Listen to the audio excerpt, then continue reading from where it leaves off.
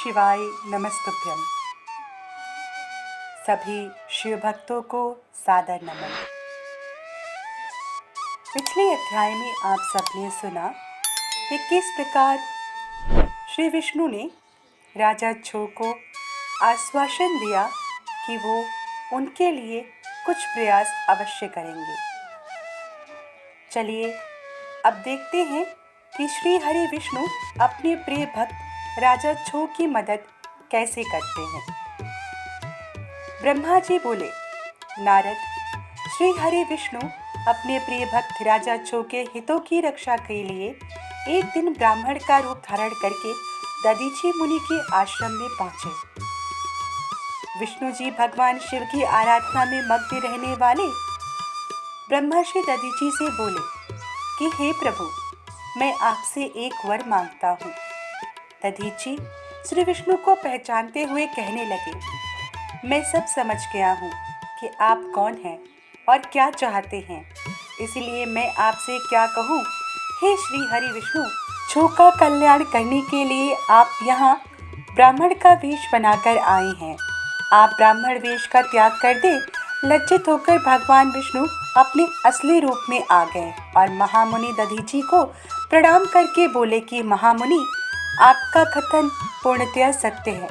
मैं यह भी जानता हूँ कि शिव भक्तों को कभी भी किसी भी प्रकार का कोई भय नहीं होता, परंतु आप सिर्फ मेरे कहने से राजा छो के सामने यह कह दें कि आप राजा छो से डरते हैं। श्री हरि विष्णु की यह बात सुनकर दधीची हंसने लगे। हंसते हुए बोले कि भगवान शिव की कृपा से मुझे कोई नहीं डरा सकता। जब कोई वाकई मुझे डरा ही नहीं सकता तो मैं झूठ बोलकर पाप का भागी क्यों बनूं? दधीची मुनि के इन वचनों को सुनकर विष्णु जी को बहुत अधिक क्रोध आ गया। उन्होंने मुनि दधीची को समझाने की बहुत कोशिश की। सभी देवताओं ने श्री विष्णु का ही साथ दिया। भगवान विष्णु ने दधीची मुनि को डराने के लिए अनेक गढ़ उत्पन्न कर दिए, परंतु दधीची ने अपने सत्य से उन सबको भस्म कर दिया। तब विष्णु जी ने वहां अपनी मूर्ति प्रकट कर दी। यह देखकर दधीची मुनि बोले, हे श्री हरि, अब अपनी माया को त्याग दीजिए। आप अपने क्रोध और अहंकार का त्याग कर दीजिए। आपको मुझ में ही ब्रह्मा रुद्र सहित संपूर्ण जगत का दर्शन हो जाएगा। मैं आपको दिव्य दृष्टि प्रदान करता हूँ। तब विष्णु जी को दधीची मुनि ने अपने शरीर में पूरे ब्रह्मांड के दर्शन करा दिए। तब विष्णु जी को क्रोध बहुत बढ़ गया। उन्होंने चक्र उठा लिया और महर्षि को मारने के लिए आगे बढ़े, परंतु बहुत प्रयत्न करने पर भी चक्र आगे नहीं चला। यह देखकर दधीची हंसते हुए बोले कि हे श्री हरि, आप भगवान शिव द्वारा प्रदान किए गए इस सुदर्शन चक्र से उनके ही प्रिय भक्त को मारना चाहते हैं, तो भला यह चक्र क्यों चलेगा? शिव जी द्वारा दिए गए अस्त्र से आप उनके भक्तों का विनाश किसी भी तरह नहीं कर सकते, परंतु फिर भी यदि आप मुझे मारना चाहते हैं तो ब्रह्मास्त्र आदि का प्रयोग कीजिए। लेकिन दधीची को साधारण मनुष्य समझकर विष्णु जी ने उन पर अनेक अस्त्र चलाए।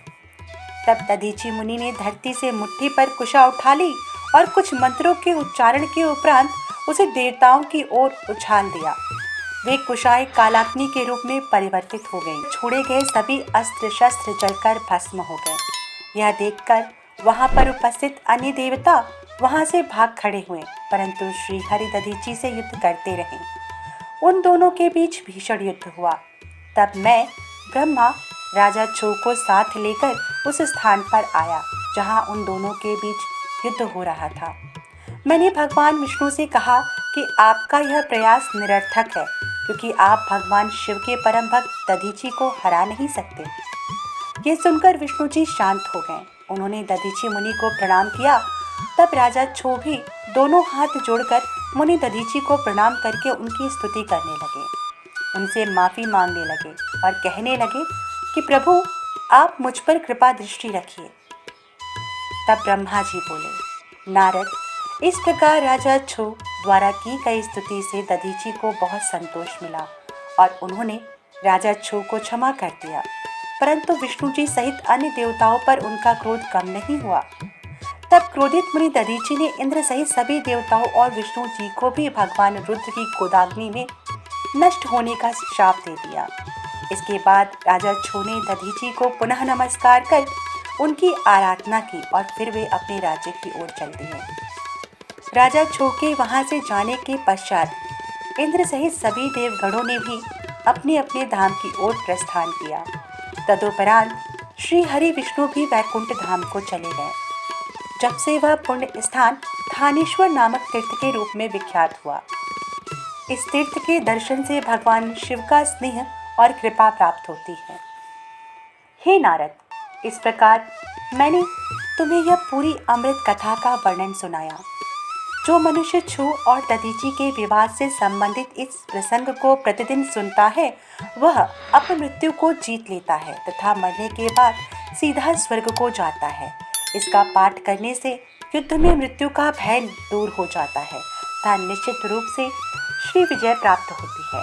इस प्रकार इस कथानक का प्रसंग यहीं समाप्त कर ब्रह्मा जी वहीं अंतर्ध्यान हो जाते हैं। राजा छो और दधीचि के बीच उत्पन्न हुआ विवाद इस कथानक में यही संपूर्ण होता है।